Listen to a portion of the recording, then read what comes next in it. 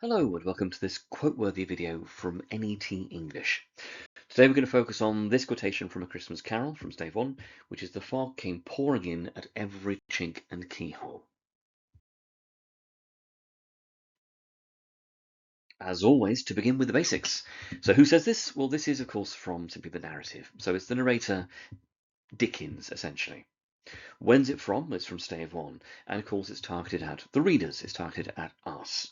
Now, the context behind this quotation is that Dickens is introducing Scrooge's bleak working environment and also the dense fog and the cold that surround both the city and Scrooge's business, and that these things reflect his emotional and moral state before his redemption. So, in terms of paragraph building, 3 points we could make about this quotation. Firstly, that Dickens uses the weather to reflect Scrooge's misanthropic and myopic outlook, showing that he's unable to see beyond wealth and his narrow self-interest. Second point we could make is that the fog represents society's ignorance of poverty and suffering, and of course Scrooge's, and that's reinforcing Dickens' criticism of capitalism without conscience.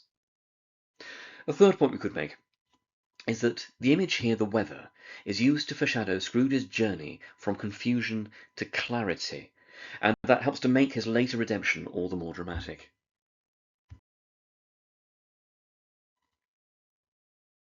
Right, we have our points, we have our evidence. Now we need to explain and analyse this quotation.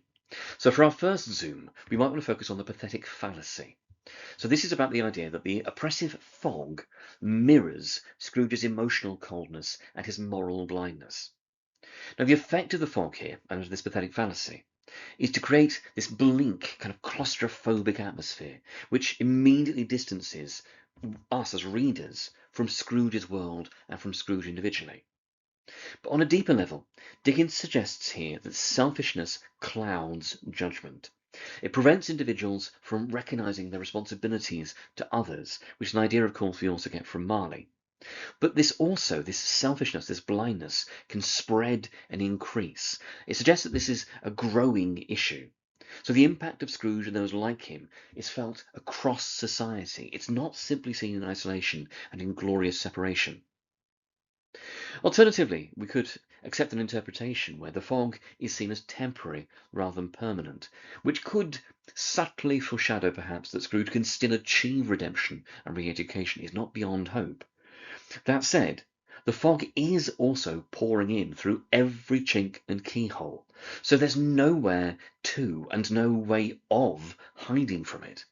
It suggests that the fog, and symbolically Scrooge's negative impact on the world, is both pervasive and inescapable.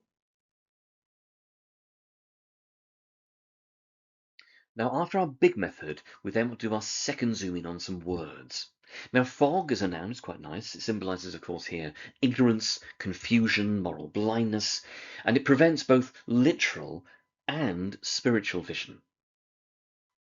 Pouring as a verb is quite good as well, and it implies here the sense of relentless, overwhelming movement. It suggests negativity that's spreading uncontrollably through the Victorian streets and the Victorian society.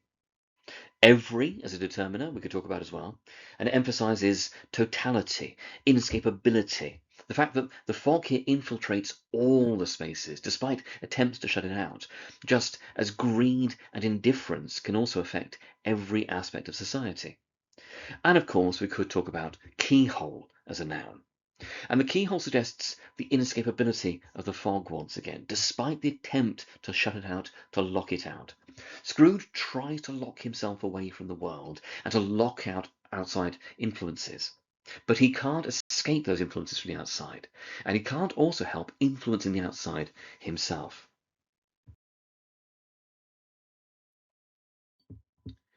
Now, in terms of the significance of the quotation, for the character, it reflects Scrooge's isolated, his emotionally closed off state before his transformation, before that oyster has opened. Now, at this point in the novella, It also establishes this bleak atmosphere from which Scrooge is redeemed, but it's also carrying that sense of his individual selfishness and the way that it impacts society as a whole. And therefore, of course, it links to Dickens' message about societal redemption. Now, the novel as a whole, Dickens, of course, is here contrasting this opening fog with at the ending there being no fog, no mist, and it being clear, bright, and jovial, and of course the golden sunlight. So it's symbolizing Scrooge's movement from ignorance to enlightenment, both literally and metaphorically.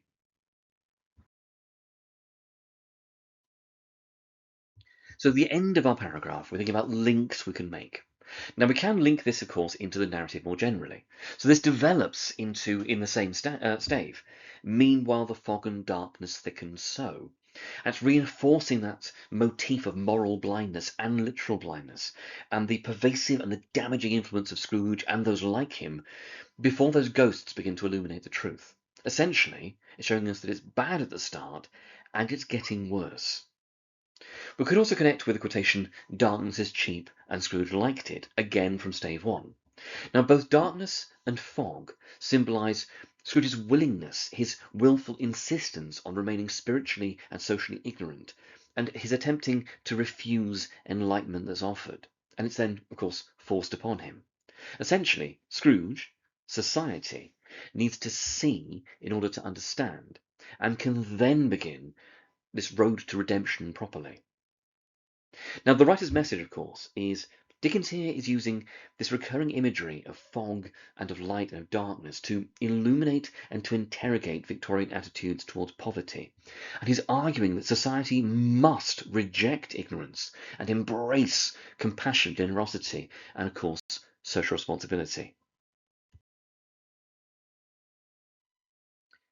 And there we have it. Fog came pouring in at every chink and keyhole.